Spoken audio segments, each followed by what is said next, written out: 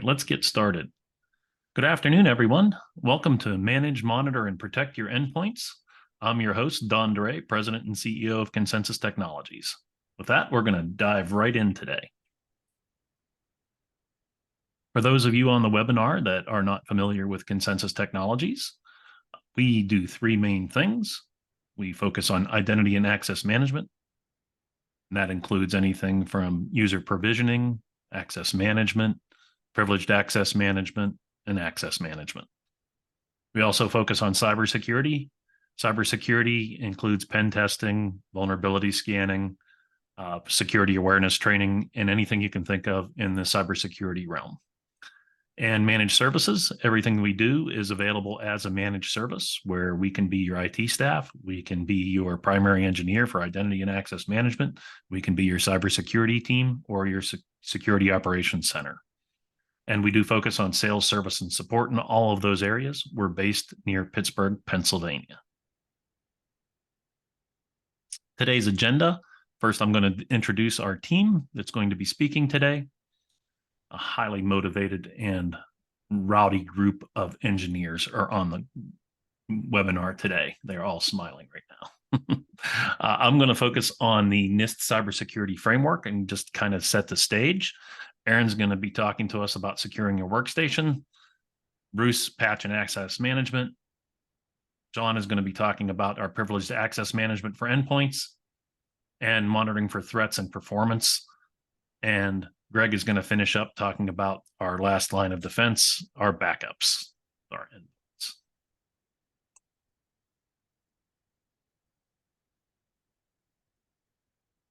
All right. I have already introduced our speakers today, but here are their profiles. Just let you talk a little bit about who they are. Bruce McDowell is one of our customer success managers. Bruce has been with us for over 10 years. Sean Gooseman, who's been with us probably 3 or 4 years, who's another customer success manager, focuses on the managed services and cybersecurity side of the house. Aaron Zajac, one of our senior cybersecurity analysts, and Greg Stadina, one of our senior systems engineers. Okay, talking a little bit about the NIST cybersecurity framework. The NIST stands for National Institute of Standards and Technology. It's a government organization, and it provides this cybersecurity framework. And that cybersecurity framework helps organizations of all sizes with the to understand, manage, and reduce their cybersecurity risk. So they've come up with 5 main areas that are part of the framework. The first one is identify, and that includes risk assessment, compliance, if you have any compliance, but it also focuses on assets. And then that's one of the things that we're going to talk about today. So anything that's highlighted in yellow is something that we're probably going to be talking about, or what we will be talking about during the webinar today. So first step in their framework is to identify these things. So a risk assessment, where do you think your risk is, with your workstations? Are they inside behind the firewall? Are they outside the firewall? Do you have any compliance needs? And finally, you need to know what assets you have. And during a cybersecurity incident, do you actually know what assets you actually have? The protect pillar is more of the tools that you're going to use to protect that.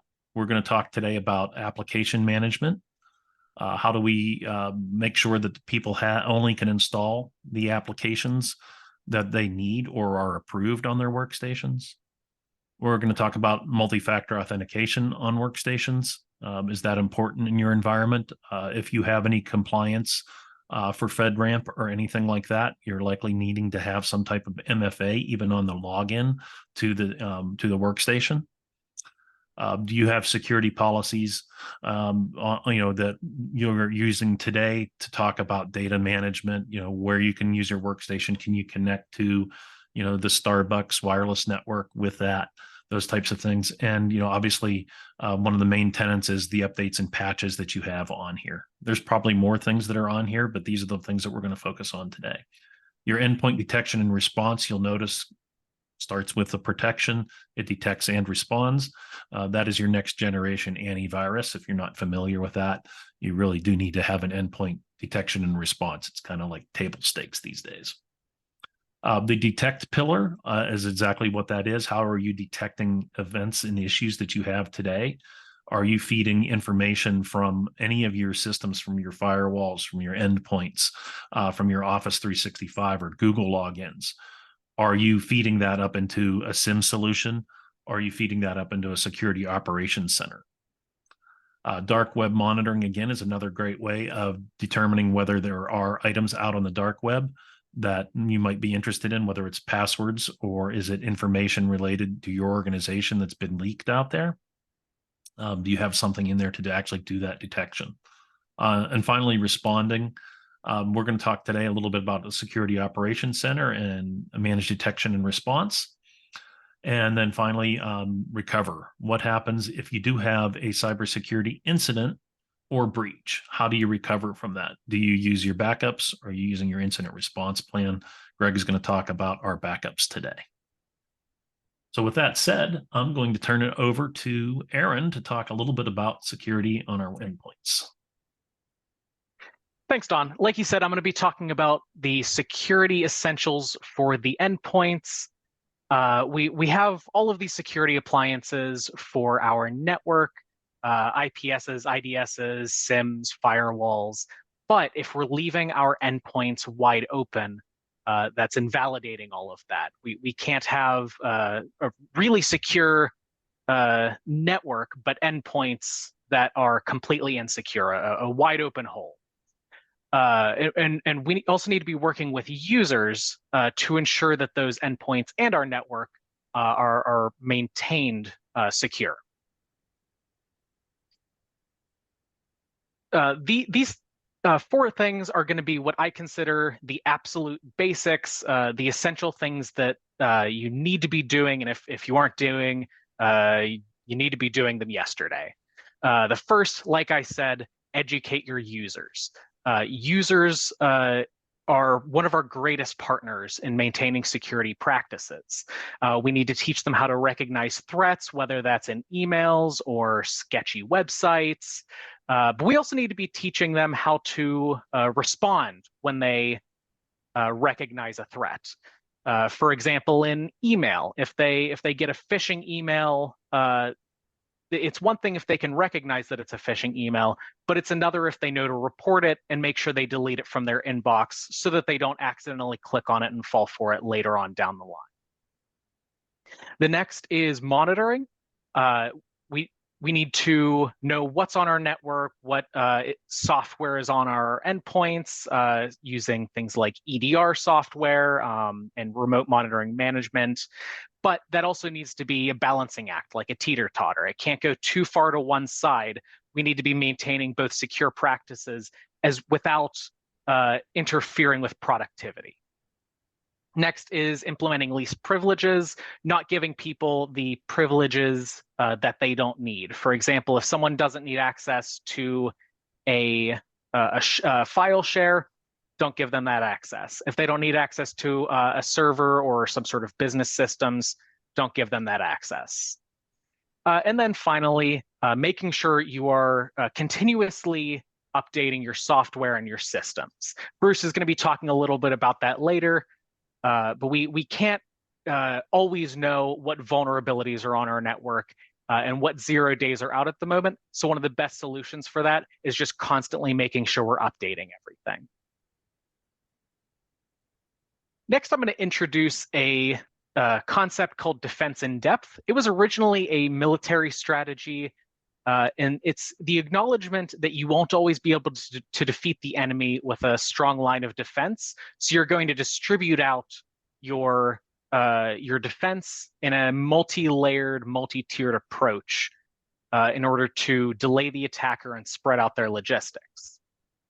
There's about 7 layers here that I've written out. These first 3, I'm not really going to talk about. It's not really within the purview of this webinar. But that 4th one down, administrative access, controlling who has access to what files and systems and who has access to change things. Then the next one is endpoint controls. Things like MFA at the login, who can install software, and managing your patches.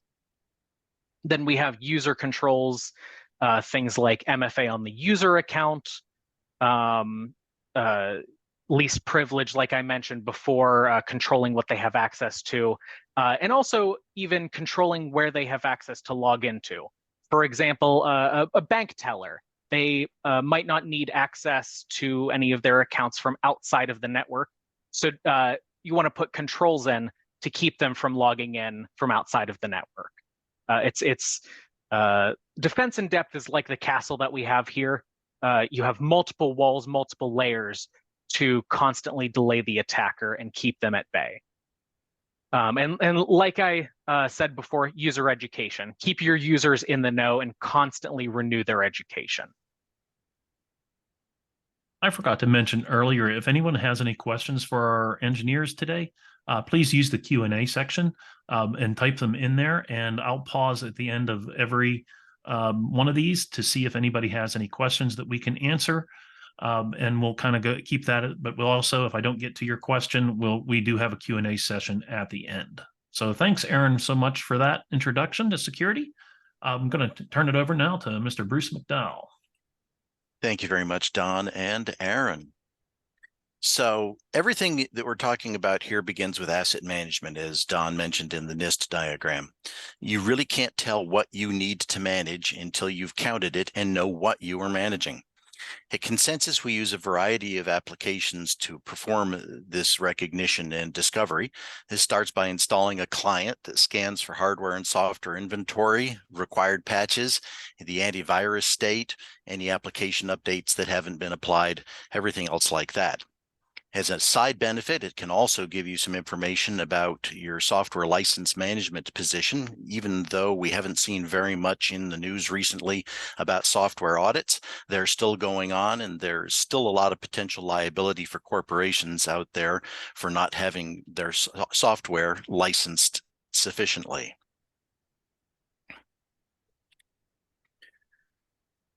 Patch management is one of the processes that we would like to be able to automate, and one of the key things that we're talking about here today. The inventory that you've taken with the installed agent finds all of your current software versions. This allows for the calculation of any patches that may be required or software updates that are available. And then these updates and patches can be pushed through a variety of policy-based operations. Critical patches can be pushed out more aggressively and perhaps with less control being handed to the user, while less important patches and software updates can be scheduled by the users at a time that's more convenient for them so as not to interrupt the workday. It is still a dirty IT world out there. Concensus and various other companies have been working hard for years to try to make it safer, but the threat platforms are continuing to find new ways to probe for openings and to work their way in. One of the leading ways that attacks are being exploited is through poorly patched environments. And I think you've probably heard in the news in the last several years about several exploits that have happened that have affected major companies in the country and the world. You've probably heard of the Petya ransomware, the NotPetya ransomware also, which cost FedEx over $300 million, and Equifax being affected by the Apache Struts exploit. In that particular case, there was a patch to close the hole in Apache Struts through which the attack came that was available a full 9 months prior to the exploit. A simple, well-organized patching process would have taken care of that exploit and would have closed the hole before it even happened.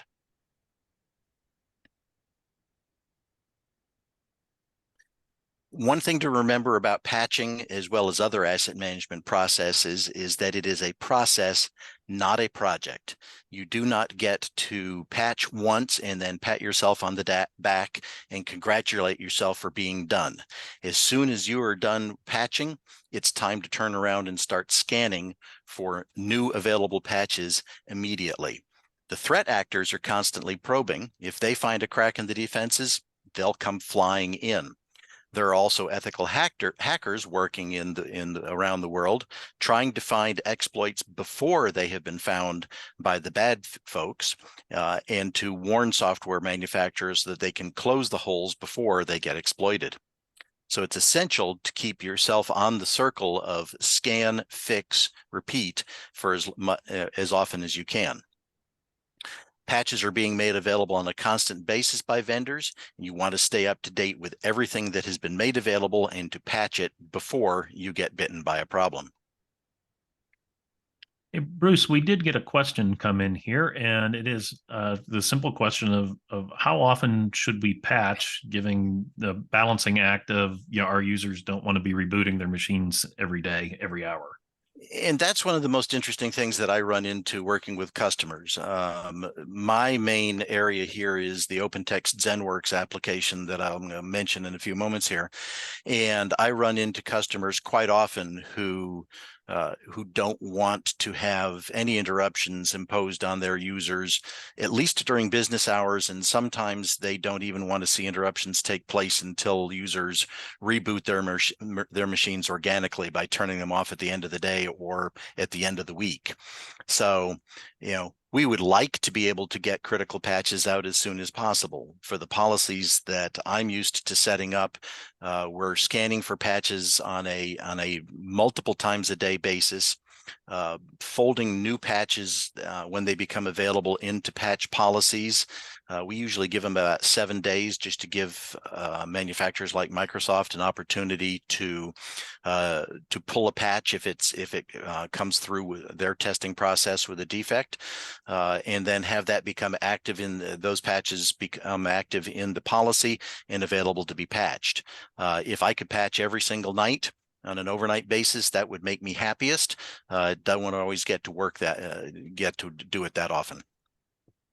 We on the managed services side, like you mentioned earlier, waiting about 7 days for patches that are being released, especially from Microsoft and things like that, letting them get out in the wild. I think that's a good compromise. Obviously, if there's something that you're being actively attacked by and there's a hot fix for, that's a different story. But 9 times out of 10, we want to make sure that we're curating those patches before they get out to to our endpoints and making sure that we're not going to have a real issue. My wife works for a company here that they pushed out a patch and they locked up 16,000 devices. They all had to be rebooted with a USB stick. So we do have to be careful when we're using an automated system to do this. Absolutely. So, I haven't been nailed that badly at end of my customers yet, but that's why we sit on everything. Even after Microsoft Patch Tuesday comes out, the organizations that are delivering patches into these tools, they're curating the patches a little bit before they publish them. So Patch Tuesday comes out, I see patches hitting the OpenText ZenWorks patch list probably by about Friday of that same week. Then we're going to the end of a full 7-day week before we start considering those and rolling them out into the environment. Yeah. So obviously those tools matter. So that is what we call a segue, folks. Yep. So 2 other tools that Concensus uses. Our primary in the managed services side is the Datto RMM agent. It's as a small, lightweight agent, doesn't use very much in the way of system resources, scans on a repeated basis and reports back the success on previous patch cycles so that you're always feeding the information from new scans in on top of what you've been doing to patch. I've mentioned ZenWorks that does hardware and software inventory, policy-based patch management, as well as flexible endpoint security. And we also support the Microsoft Intune product. It's a little bit stronger on the asset management features such as inventory. Patch management is more of a manual process with Intune, but Intune is one of Don's favorite tools for deploying workstations. Deploy workstations? I deploy workstations? The team loves it. Yep. So Don, I'm ready to pass it over to Sean to talk about privilege management. All right, great. Privileged access management for endpoints. Sounds awesome. Sean, go ahead. All right. Thank you, Don. Thank you, Bruce. So another important piece of managing, monitoring, and protecting your endpoints is something that's called endpoint privilege management. Before I dive into endpoint privilege management, though, I want to ask a question. So who here has had the experience of installing a piece of software on your computer, only to realize later that maybe you've also installed an additional piece of software, something like a Chrome toolbar, or maybe you're also noticing pop-ups and other odd behaviors? This is Maybe something it's that's probably just on happened. your family's endpoints. I'm just saying if I wanted to answer the question, maybe it's your family's endpoints. So it's happened to all of us at one point or another. And when this happens at home, the stakes may not be that high, but it's a completely different story when this happens on an organization's device because of the information that's at stake. So what is endpoint privilege management? Well, to me, endpoint privilege management, or EPM for short, is the practice of reviewing, controlling, managing, and monitoring your user account privileges on endpoints within an organization's network.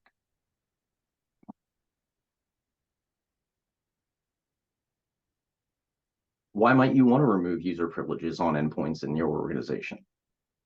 Removing user privileges on endpoints is of paramount importance. If you limit and control the level of access and permissions granted to users on your organization's endpoints, you can protect against cyber criminals, combat malware and phishing, and prevent privilege misuse. Endpoint privilege management cripples bad actors. It stops them from gaining administrative access on endpoints, it prevents them from installing software on endpoints, and it stops them from moving laterally within an organization's network should a cyber incident arise.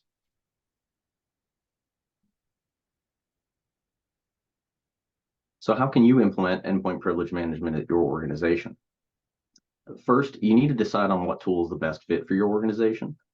There are numerous tools available that you can use to enforce endpoint privilege management, depending on the size and specific needs of your organization. Once you decide on what endpoint privilege management tool is right for you, you need to identify your end user roles and responsibilities so you can create and place them into privilege groups. And these are groups that define the level of privilege that are assigned to users. After users are grouped appropriately, you can proceed with removing elevated user credentials and permissions from your endpoints. For example, take away a local admin account. There are a few other things you'll need to consider. You will also need to create policies for things like automatically allowing or blocking programs. For example, we all know that there's a business use case for Adobe Reader, but not so much for an application like BitTorrent.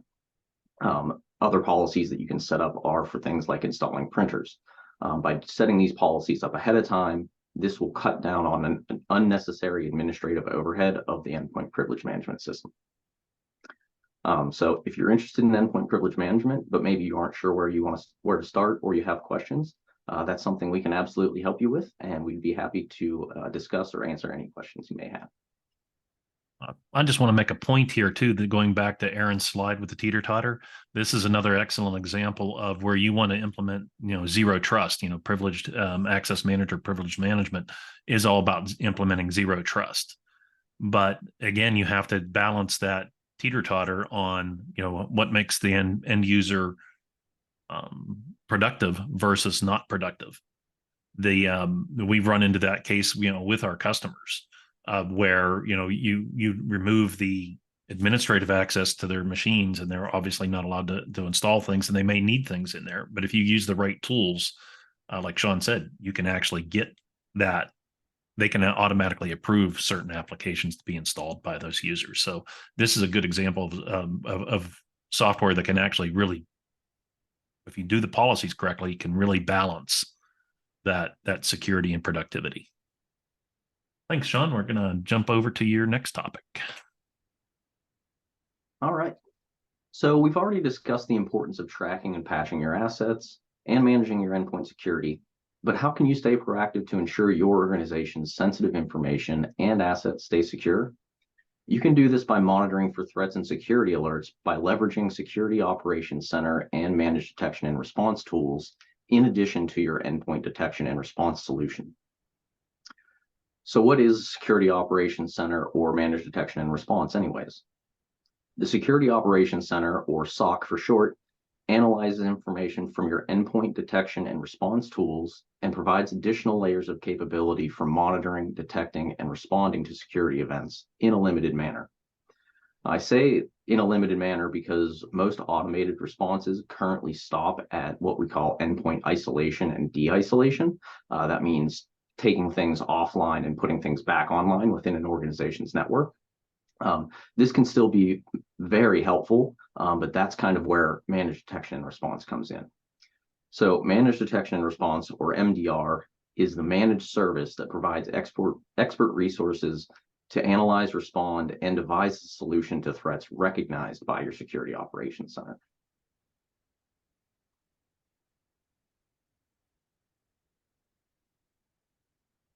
So why do you need a security operations center and managed detection and response? So as Don covered earlier, you see the NIST cybersecurity framework here on the slide. So in that NIST framework, we have 5 parts: identify, protect, detect, respond, and recover. By leveraging security operations center and managed detection and response tools together with endpoint detection and response solutions at your organization, you can strengthen your security posture in 3 out of the 5 areas of the NIST cybersecurity framework. So you can see there, they're boxed in the areas that they will help you strengthen your posture. So other than the NIST cybersecurity framework, you can see I have a lot of benefits listed here to Security Operations Center and Managed Detection and Response. There are a few that I want to highlight. So early detection, early threat detection. The sooner you know about a threat, the better prepared that you can be to respond to it. Then you also get real-time response. So managed detection and security operations center tools provide continuous real-time monitoring, and that enables immediately response to security incidents. Next up, reduced dwell time. So the dwell time refers to the duration of time that an attacker remains undetected within an organization's network. Currently, the average dwell time is 16 days that those bad actors go unnoticed. So cutting down that dwell time is a major benefit. You also have threat intelligence utilization. So managed detection and response and security operations tools all integrate with threat intelligence feeds to stay informed about the latest attack vectors, tactics, and indicators of compromise. This is what allows them to identify and respond to emerging threats effectively. Last but not least, you have expert analysis. So with managed detection and response and security operations center, their teams consist of cybersecurity experts who possess in-depth knowledge and experience in dealing with a wide range of cyber threats. Their expertise ensures accurate threat analysis and timely incident response. So in my opinion, these benefits alone make Security Operations Center and Managed Detection and Response tools well worth your consideration. So what can you do at your organization to start monitoring for threats and security alerts? First and foremost, you want to evaluate what solution is the best fit for your organization's needs. There are plenty of tools available when it comes to Security Operations Center and Managed Detection and Response, but you want to be sure that any of the technologies you choose will work together in order to protect you. Your Security Operations Center should feed information up to your Managed Detection and Response solution so that incidents are recognized and responded to promptly. You should also implement an incident response plan, if you don't have one already, that clearly outlines channels of communication and clearly defines the roles of all stakeholders and parties involved.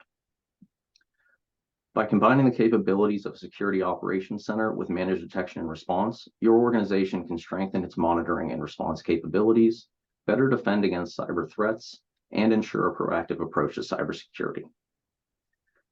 So do you have any questions or want to learn more about cybersecurity operations centers or managed detection and response? Just please let us know and we'll be happy to answer any questions you may have. I do have 2 questions in the queue right now, and I'll handle the first one. The first one is, we've looked into a SOC or / MDR solution and found that it was really expensive. I was going to take that, that question, can we afford it kind of question, and say, the purpose of the SOC obviously is to take that telemetry from your workstations, from Office 365 and Google, your firewall, everything else, and feed it up into, the Security Operations Center. And from there, you can utilize AI, you utilize machine learning, et cetera, to determine whether there is some kind of an indicator of compromise, like Sean mentioned earlier. And then an analyst needs to take a look at that to see, is this a real threat or not? You always hear the term false positives. You can accomplish a lot of that with a SIM tool as well. But if you've looked at the pricing for like a SIM tool, the SIM tools can be fairly expensive as well. But a security operations center doesn't have to start really large. Maybe you want to monitor your servers. So there's agents that can go on, a server, and the nice benefit of doing it as a managed service is it can be done as a monthly fee. A lot of times organizations, especially if you're a higher ed or K-12, are used to doing things as a value-added reseller, where you buy the software, you buy the service for an entire year. Something like that we do that obviously, but you can also do these things as a managed service. And that managed service can come along with other features in there. So, we have some customers that start just monitoring their servers. Maybe they only have 4 or 5, Windows servers or Linux servers that they want to have monitored. You can gather a lot of intelligence just from logins on a Windows server. Then we bump it up a notch and install that to, Office 365 or Google. And now all of a sudden we can monitor those logins and we can actually do real-time threat detections there. Add in your EDR to that. All of that stuff can be added into that, bringing that in. And the MDR solution comes when we start to manage that for you, and we have help with that managed detection. So if there is a detection, we use tools like SOAR to automatically, hey, that machine after hours looks like it's compromised. We're just going to automatically quarantine it. So we can use tools to make this a little bit more inexpensive. You don't need to have a team, 24/7 working, a security help desk, so to speak, to do this. Sean, I'll let you take the second question. I know I answered a little bit of that, but the question comes, do I need the SOC or MDR on my workstations or just my servers? So it's a great question. So typically, I recommend that you do have it on all of your servers, and it sort of depends on what your needs are.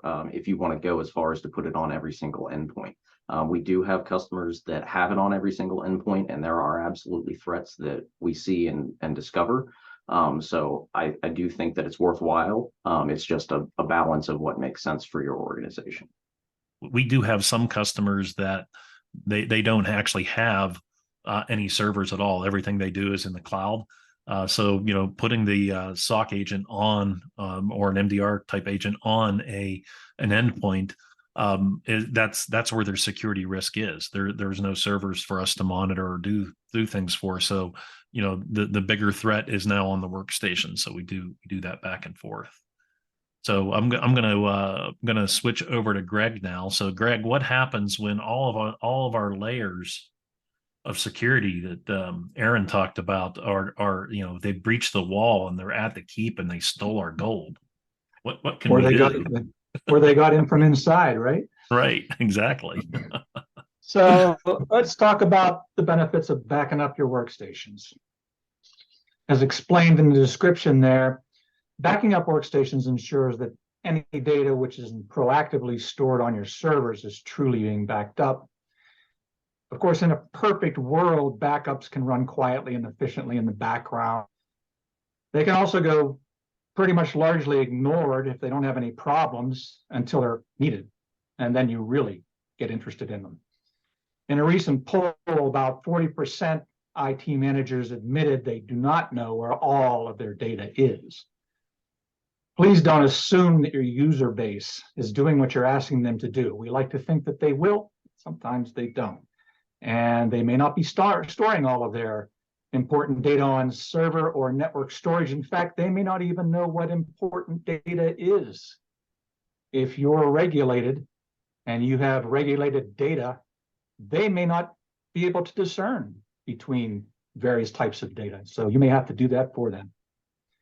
With no formal workstation backup strategy in place, your user base may and most likely will create their own solutions. They'll start storing backups on inexpensive consumer-grade USB storage devices that you can find on the shelf at Walmart or anywhere else. These aren't enterprise-grade MLC devices, meaning their storage media will eventually fail. It's not a matter of if. The cheaper devices won't be encrypted, and those are the ones they'll grab, which is completely unacceptable and is a security threat for devices that can be easily lost or stolen. Additionally, if the user is permitted to go out and grab anything off the shelf and buy it themselves, they now own it. The organization has no legal claim to it. So if and you need to access that data, you could have a bit of a task on your hands. You're going to have to claim it from them.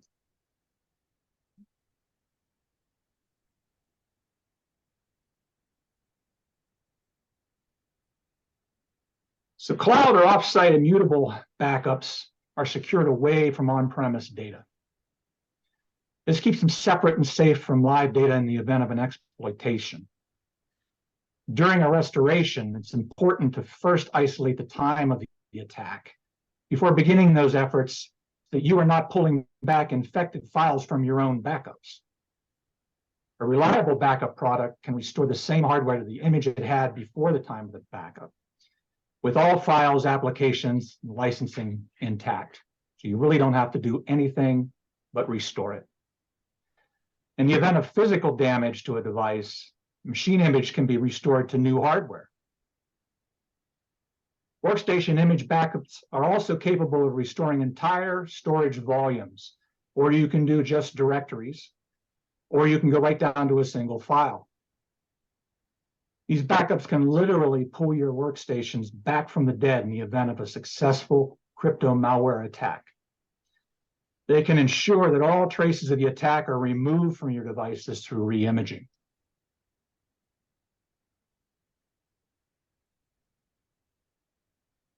So keeping your data resilient is important. Nightly backups, backing up to cloud storage, various products that are out there, and recovery drills are all important pieces. Backups can be scheduled to pull critical directories. They can be scheduled to pull specific files or entire machine images. They can be scheduled to run every day, every other day, whatever your schedule demands, and they can do it automatically. They can use on-premise storage that is then copied off-site, or they can go directly to cloud storage for off-site devices or every device. Various products are available, but they all use the same basic techniques and technology. A centrally managed solution is always preferred. You should always make sure any monitoring criteria meets your needs and that it incorporates automatic ticket creation with notifications. It's also very important to test your backups. You don't know if they're working if you don't test them. You have to test them periodically, not just once a year, maybe once a month, a week. Depends on how critical that data is. Make sure your expectations are met. Ensure your response time requirements for each system are met. Verify your internet access speed is capable of realistic restoration timeframes. If your internet connection is too slow, it could take you a week to get your stuff back. Been there, done that. Test any changes that may have been made to your routing or firewall configurations and make sure they don't obstruct your data restore in any way. You could have made a completely innocuous change and don't realize that you accidentally blocked a port. And now you can't get anything back. Make no mistake, a well-developed workstation backup strategy that covers all of these bases can ensure that you can recover from a serious virus or encryption attack as soon as possible. Thank you, Greg. I do have a question that popped up here. Customers using Google Drive and is wondering if that is enough that they have that deployed to the workstations. Google Drive. Well, Google Drive by itself doesn't really back up anything. It's available for storage. So you'd have to have some other type of product using it. But I don't know about Google Drive as a backup strategy. Yeah, it's not. That's Yeah, more I agree. It's not backing up your your workstation. Now they can back up Correct. different folders and things like that. That you're relying on your end users at that point to make sure they're backing up the stuff that might be on the desktop Yeah. or My Documents, etc. Same thing with OneDrive. I think it's a very similar type Right. thing where you can only push so many policies with those kind of things. But and of course they have a trash can and things like that. So if somebody accidentally deletes things. But one thing too, it's really hard, to see the files like in OneDrive and Google Drive. And here's another thing too, is Google really, they're not responsible for keeping the things that you have in Google Drive. Same thing with Microsoft and OneDrive. They're not required to keep that or archive that for any length of time. And that basically after 30 days, if something's been deleted, it's gone. That's it. Yeah, those are convenience storage items. Yep. So, okay, that's thank you, Greg. That's the end of our backup portion of the presentation. So I'm going to take back over and talk about where do you might start with monitoring and securing and managing your workstations. We talked about a lot of different things today. But one of the things you'll notice with Concensus every time we work with the customers, we want to talk about a roadmap. And that first thing, and this really comes back to the NIST framework, that first phase of identify, that first thing you need to do here. And I've kind of put this framework out here for everybody. It's 2023. It's end of August. I'm giving you 30 days to get your act together. But starting in October, that's where you got to start taking a look at those things. You'll notice the things under the assessment here, the gap analysis that I like to call it. Want to take a look at your risk. What are your risks? Do you have any compliance issues that you need to deal with? You certainly need to understand what you have, like from the asset standpoint with an environment review.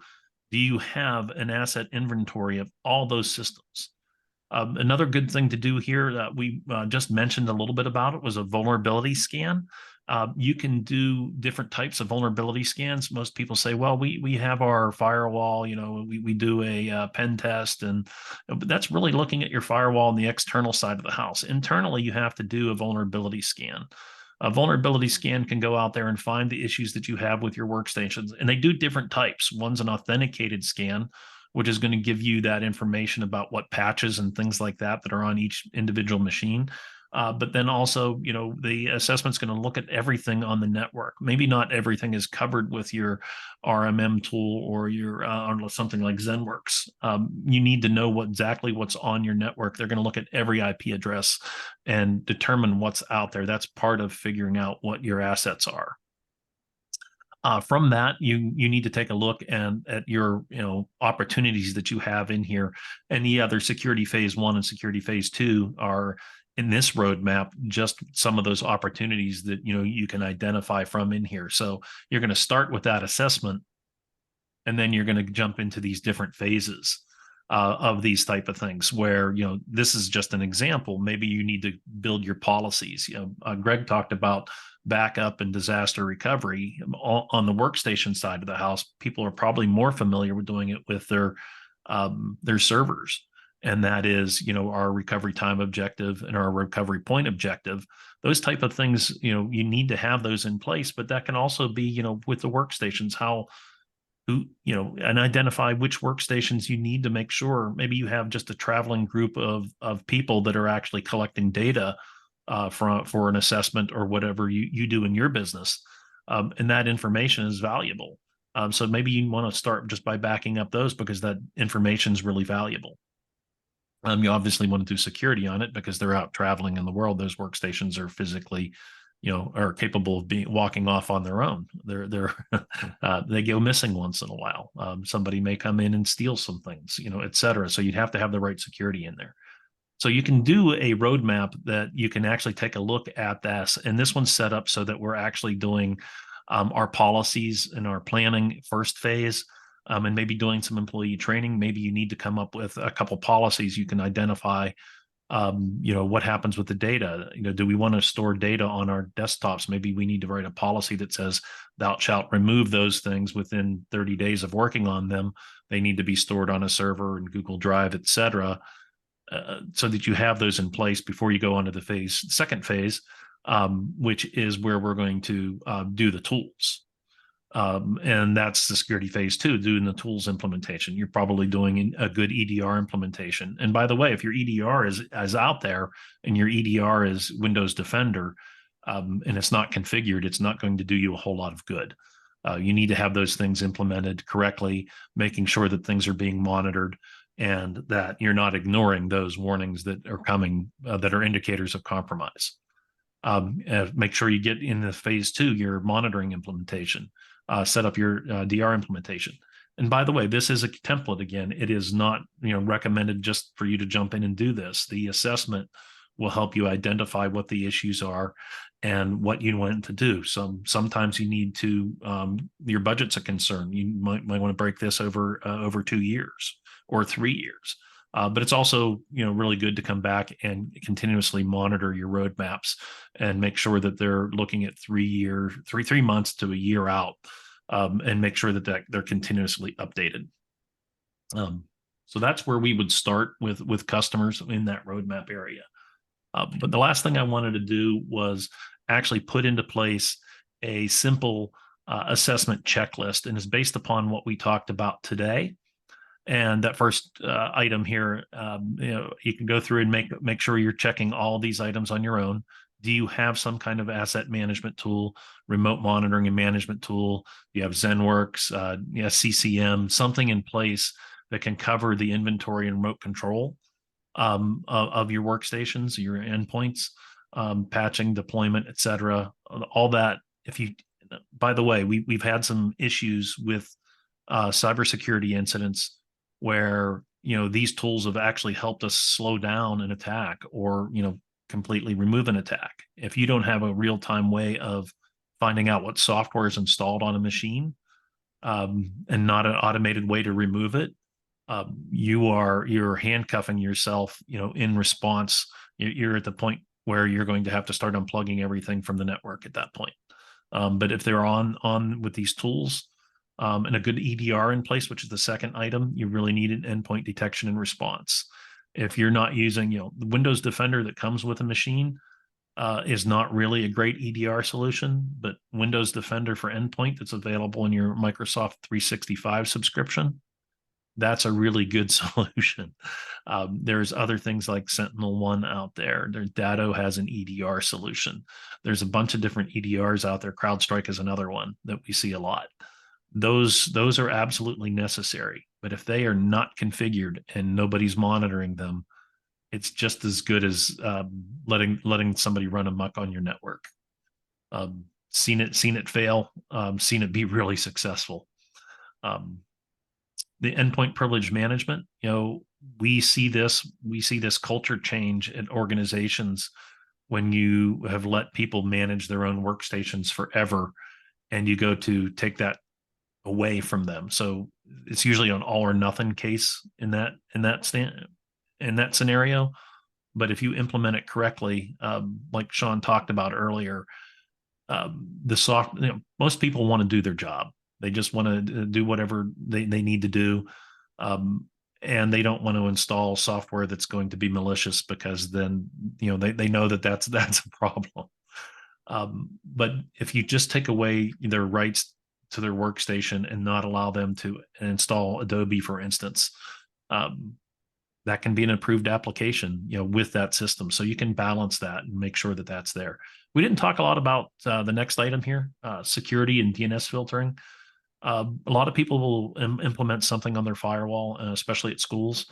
Will implement something on the firewall. Will block kids from going out to malicious sites. But what about one-to-one when they're going home? How do we do that? Well, there's tools out there called DNS filtering that you can put on workstations that can block the bad sites.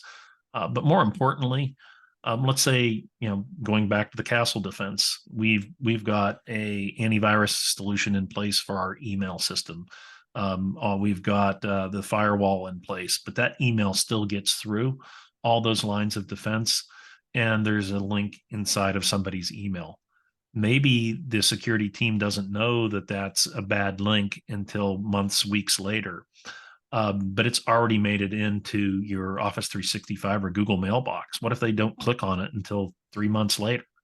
Well, if you have DNS filtering on there, and that's a known bad site, malicious site, etc., it's going to be added to those systems. So if the user opens up Outlook or Gmail and they go in there and they click on those links, the workstation is going to block them using those security tools. So it's a really great tool. There's one, Cisco's Umbrella is a great tool. The WebRoot actually has a great tool as well for DNS filtering. We feel that that's a really essential thing that you need on your endpoints.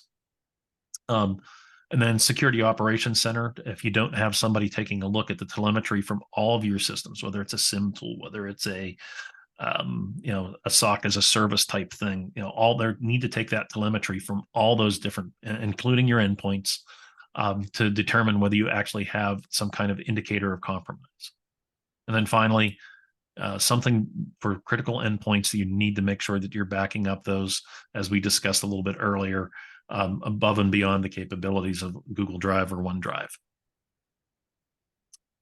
So with that, I think our presentation is over.